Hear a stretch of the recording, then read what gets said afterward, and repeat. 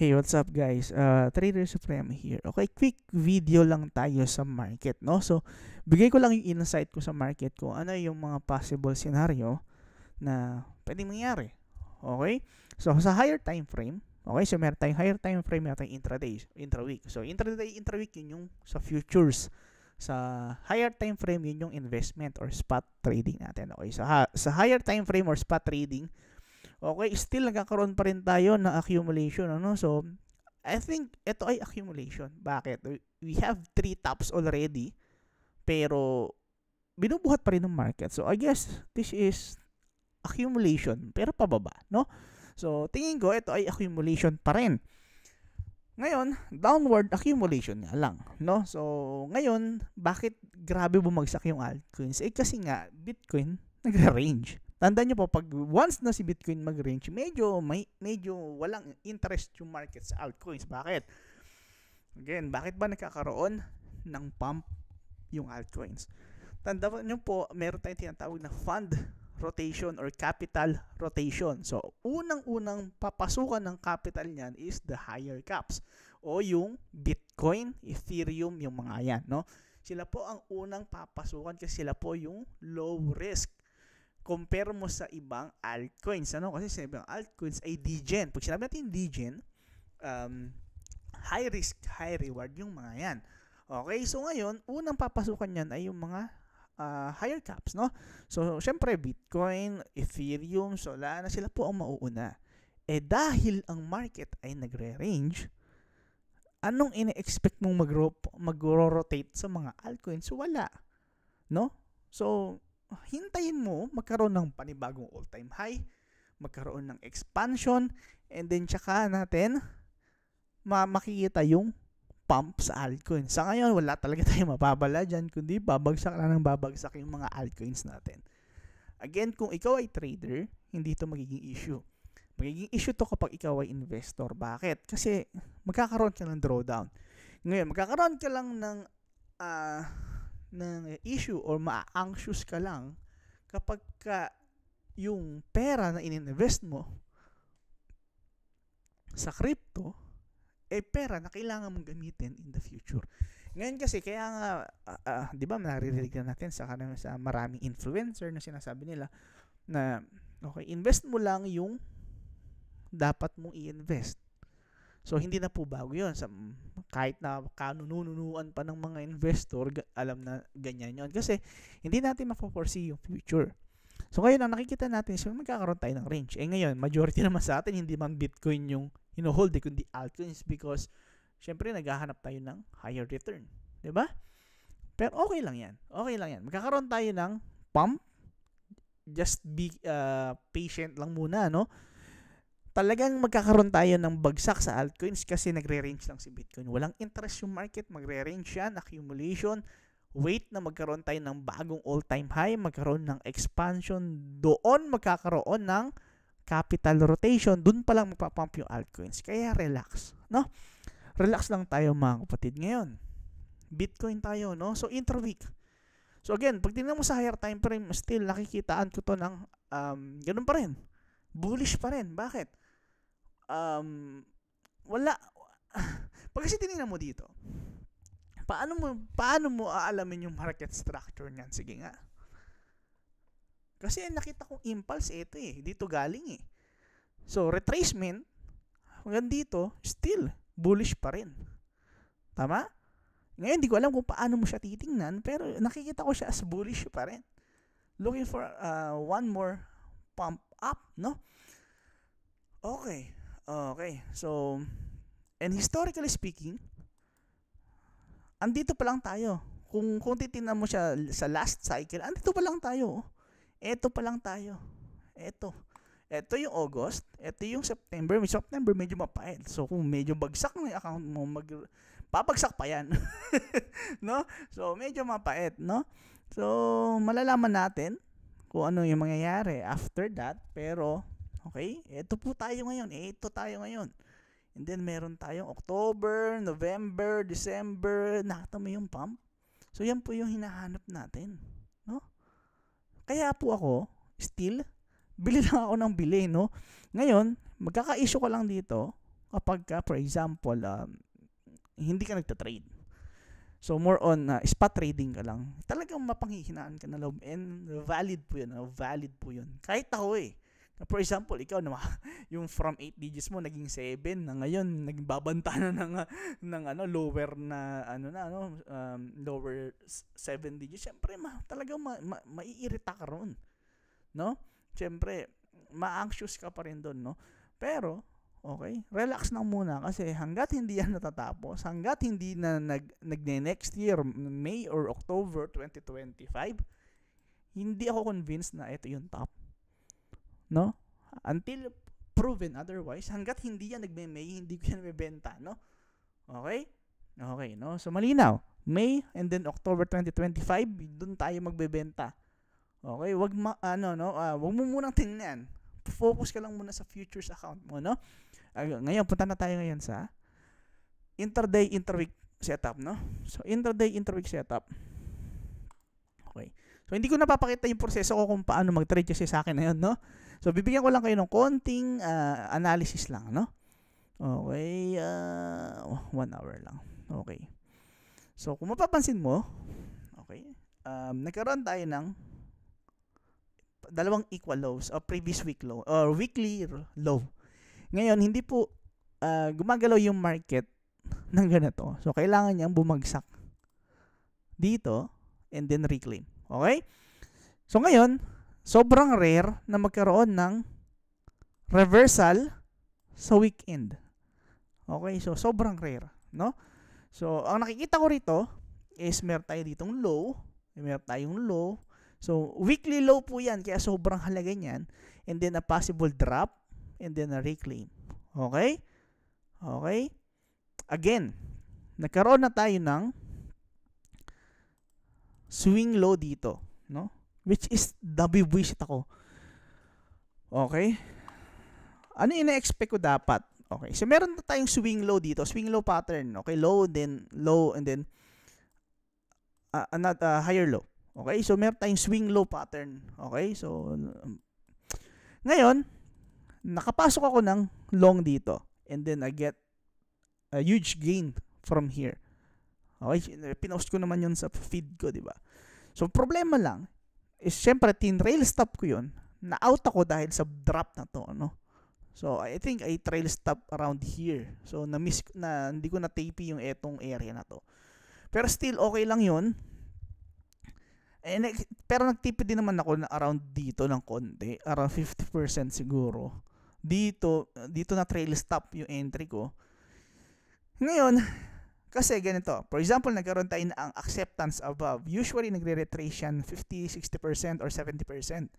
So, around previous week mid lang yung na-expect ko. Pero, ang ginawa ng market, nagkaroon tayo ng drop below previous week mid. So, ano ibig sabihin nun?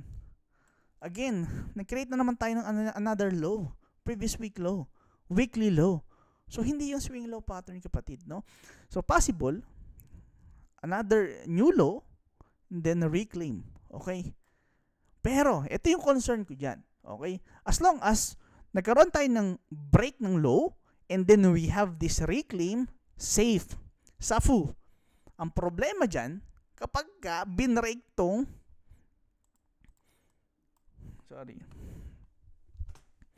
kapag binrake tong hinayupak na low na to. Kapag yan binrake, hinayupak na yan, sobrang bilis niyang bumagsak, baka pumunta tayong 42,000 o 42,000. Kasi low to eh. Ngayon, kapag yan binrake dito, halimbawa nagkaroon na accept, ito low, low, low. Kapag yan nag-break, kinuha lang tong mga lows na to, safe, nag-reclaim, go. Ang problema dyan, once magkaroon na acceptance below, kasi mabilis yan.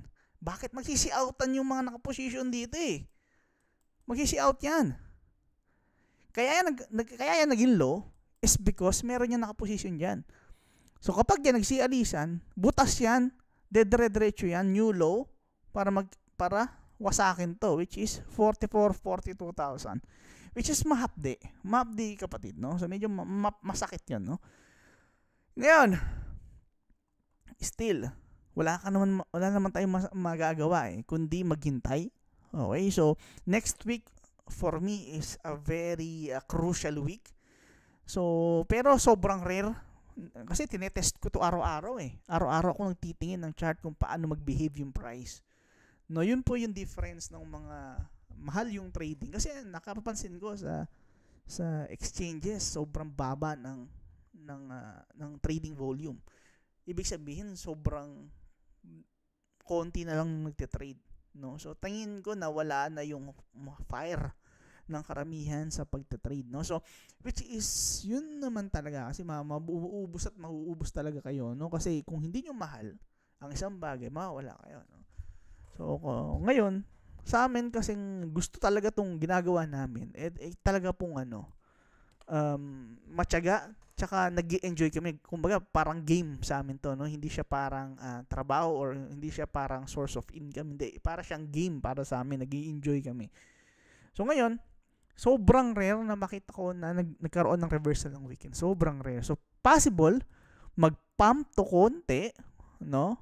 And then mag-drop first week, no?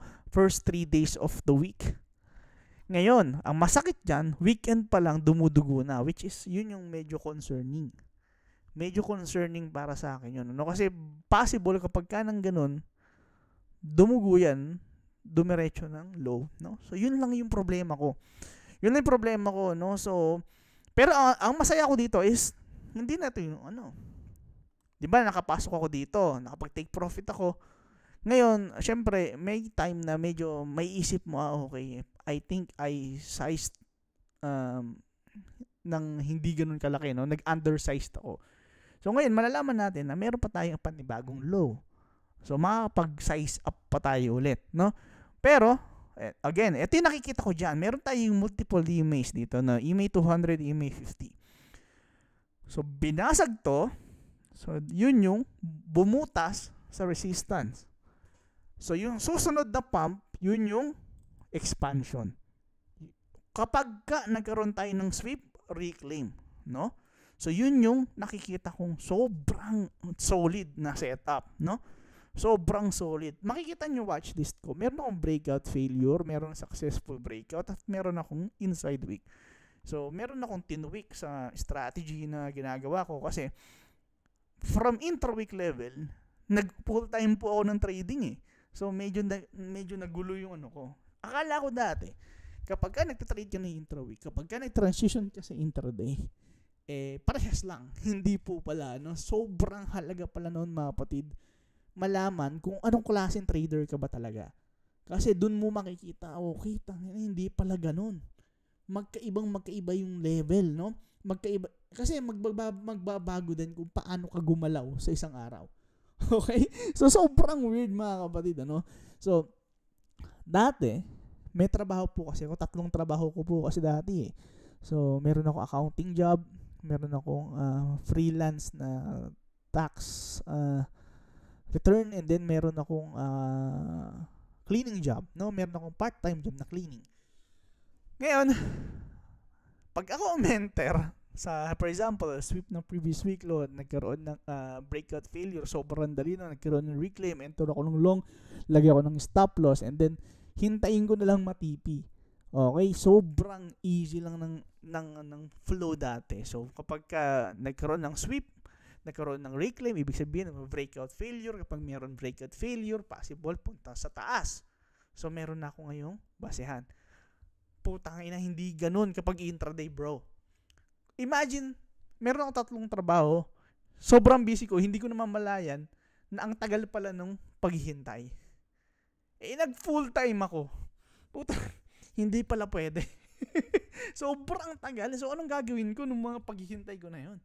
So ang ginawa ko, nag-tweak ako, kaya medyo tahimik, nag-tweak ako ng strategy na aayon sa full-time trader. Okay? Pero yung trader na hindi scalper, ayoko ng scalping. Okay? So, intraday, intra-week. So, medyo, lahat ng aspeto, either swing failure, successful breakout, or inside week. No? So, yun yung tweak ng strategy, which is for intraday, no? So, yun yung ginagawa ko ngayon. Ngayon, again, previous week low, andito tayo. Failure, ibig sabihin, Kapag bumagsak, and then nag-reclaim, that's failure. Swing failure. What do you mean by swing failure? So, breakout to, no? Breakout to. Ma-breakout traders, papasok dyan ng short. Once yan mag-reclaim, that's failure. Kapag may failure, possible, sa kabila yung direction. Okay? So, sobrang simple lang nan, mga kapatid. Again, yung market, tatlo lang yung ginagawa. Nagbe-breakout, nagkakaroon ng failure, mag-breakout, and then merong inside wick or nagre-range. Okay? So, malinaw, no? So, yun lang yung nakikita ko sa market. Again, hindi mo masasabi kung saan pupunta yung market. Hindi mo masasabi. Huwag tayong arrogante na, okay, kasi andito yung Fibonacci, andito yung pattern. Hindi po ganun yun. Kailangan nyo makita kung anong gagawin ng price doon sa area. No? So, kaya po, kailangan nyo malaman kung ano yung mga key levels. No? So, ngayon, ito yung nakikita ko. No? Kaya po ako gumawa ng video is because sobrang significant ang level na yan. Failure na mag-hold tong area na to. Again, possible mag-create to ng low, a sweep. Pwedeng bagsak ng mahaba and then mag-reclaim. Pag nangyari yun, that's good news, no, sa market. Kasi nagkaroon na tayo ng butas ng resistance eh. Tinrap yung long dito eh. Okay? So ngayon, ang gusto ko, no, magtuloy-tuloy nito. Yung next pump will be expansion. So yun yung hinahanap ko. Okay? Pero, kapag ka yung price, nagdire-diretso sa baba, sobrang concerning, no, lalo na sa alts, no? So, kung bagsakan na ng 80%, expect na mag 90% bagsak yan. Okay? So, malinaw tayo kay Bitcoin, ano? Ngayon, ang pinakawalang kwentang altcoin sa lahat yung Ethereum. Nakita nyo kung gaano kababo yung Ethereum, no? So, nag-create ng low, bumagsak, ni-retest, bumagsak ulit. Sobrang weak. Sobrang weak ng coins na to. Maniwala man kayo, so hindi. Sobrang weak. No? Wala ho akong hold na ng Ethereum, no? Kahit na bigyan mo ko Ethereum, hindi ko natatanggapin yan. Hindi, joke lang. No, so hindi ko na gusto tong Ethereum, no? Sobrang weak niya kahit na anong gawin mo. Again, tinetrade ko siya kasi mataas volume niya. Pero, nakita niyo to? Papakita ko lang sa inyo kung gaano siya kahina, no? Last week, okay? Majority of altcoins nag-break, nagkaroon ng retracement, and then nag-pump ng malaki. Nakita may ginawa ni Ethereum? Nag-break, tapos pupunta sa Monday low. Nakita nyo yung entry ko dito, andito, di ba? Kasi in-expect ko na kasi mahina si Ethereum, magsisweep yan sa Monday low, which is eto. So, nag-sweep sa Monday low, and then nagkaroon tayo ng pump. Kaya maganda entry ko doon.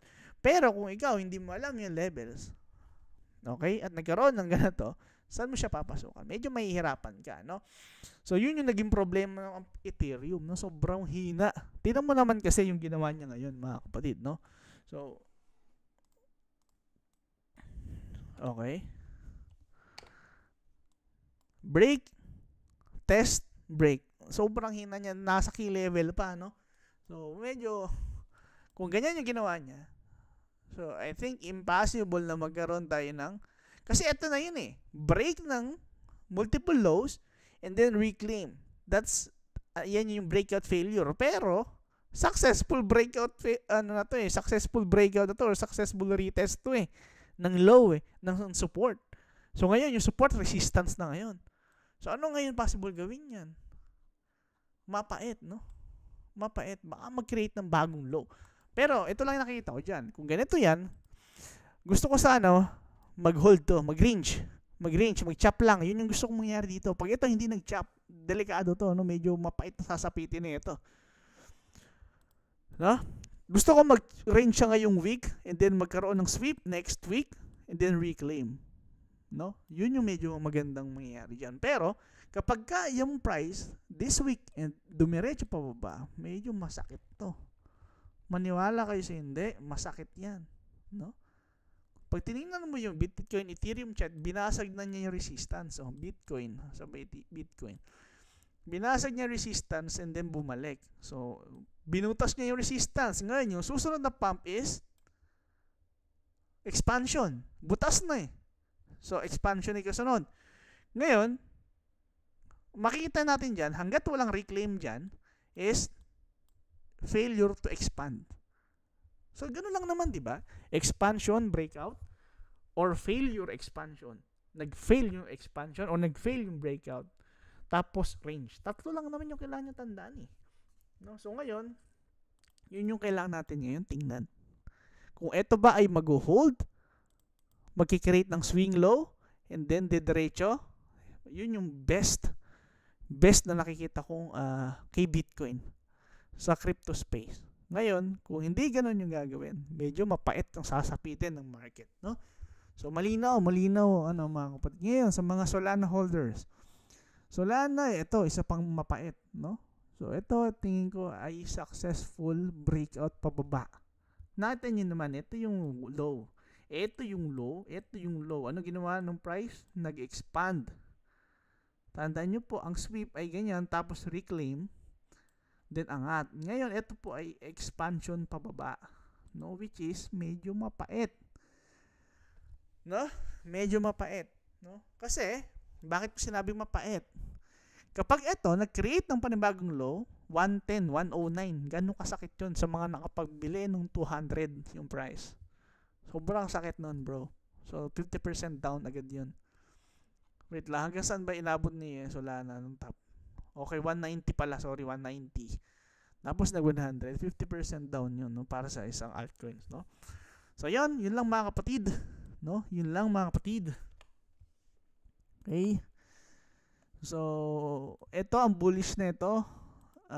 Mag-close ito yung price, then mag-range lang, no? Gusto ko mag-range lang to. Huwag magdire-diretso pababa. So, kailangan niya mag-range mga kapatid, no? Kailangan niya mag-chop dito sa area na to, and then mag-close to dito, and then sweep, and then ganyan, no? So, yun yung nakikita kong best scenario kay Solana, or else magkakaroon tayo ng dire-diretso pababa, no? So, ayan, nakita niyo naman to, hangin to, di ba? Asan yung support? Ito. Ang nipis niyan, bro, no? So, yun, again, concerning to sa spot, pero kung ikaw ay trader, pwede mo yan short. Pwede ka mag-long, pwede ka mag-short. For now, nandito ka ngayon sa low area, syempre, pangit yung RR ng short. Pero, depende pa rin yan sa style mo, no? So, again, same, binutas na. So, yung susunod na pump, possible expansion. Okay, so, yun lang mga kapatid. Salamat sa panonood. Okay, sasamahan ko kayo sa mga susunod na linggo, no? So, yun lang mga idol, na salamat.